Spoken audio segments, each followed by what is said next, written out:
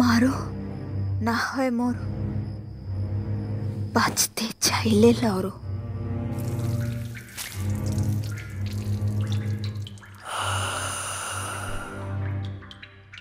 যুদ্ধ ছাড়া জয়ের কোনো উপায় নেই।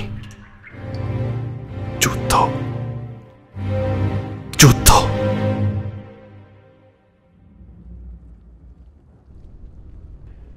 যুদ্ধ, যুদ্ধ। কি করছো তুমি?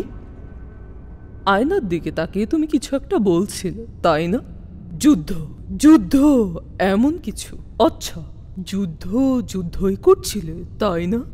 যুদ্ধ, যুদ্ধ বলতে কিসের সাথে তোমার এই যুদ্ধ? যেহেতু তুমি যুদ্ধ যুদ্ধ দুইবার বলছো, তার মানে তোমার যুদ্ধ কি দুইটা? চুপ থাকলে তো জানতে পারবো না। সাধারণত মানুষ নিজেদের সাথে এভাবে কথা বলে বেড়ায় না। আমি আয়নার দিকে তাকিয়ে এভাবে নিজের সাথে কথা বলিনি কখনো। ওই চুলের স্টাইল তোমাকে বেশ ভালোই মানিয়েছে। আগোছালো ভাব দেখে মনে হচ্ছে তোমার হাতে সময় নেই তা ঠিক করার, কারণ অনেক পরিশ্রম করে। কিসের জন্য আপনি এখানে এসেছেন? কিসের বলতে? কথা বলার জন্য অবশ্যই। আমাদের যখন প্রথমবার দেখা হয়েছিল সারা রাত টাইটানদের নিয়ে তো কথা বলেছিলাম আমরা। যদিও আমি শুধু বকবক করছিলাম আর তুমি চুপচাপ শুনছিলে।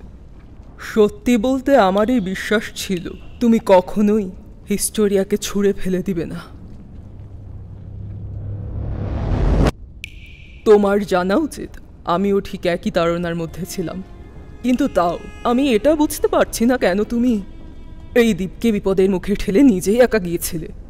তাহলে হিস্টোরিয়ার কোনো পরোয়া নেই তোমার? আমি ওয়ার আমার টাইটানকে খেয়ে ফেলেছি। এই টাইটানের ক্ষমতা হচ্ছে মাটির নিচ থেকে টাইটানের শক্ত হওয়ার ক্ষমতাকে মন মতো নিয়ন্ত্রণ করে যে কোনো কিছু তৈরি করতে পারে, এমনকি অস্ত্র। তার মানে এমন কোনো গভীর ও মজবুত কারাগার নেই যা আমাকে আটকে রাখতে পারবে।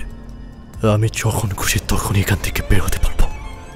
ফাউন্ডিং টাইটান থাকাতে আপনারা আমাকে মারতেও পারবেন না, আর যত যাই বলেন জিগকেও আপনারা মারতে পারবেন না। তাহলে মিস হানজি, আপনি আসলে করতে পারবেনটা কি? দয়া করে আমাকে বলুন মিস হানজি, এছাড়া কোনো উপায় যদি থাকে আমি শুনতে চাই। এরেন, এসব কি করছো? এখনো কি বিদ্রোহী মনোভাব কাটেনি? বলো, বাচ্চা কোথাকার।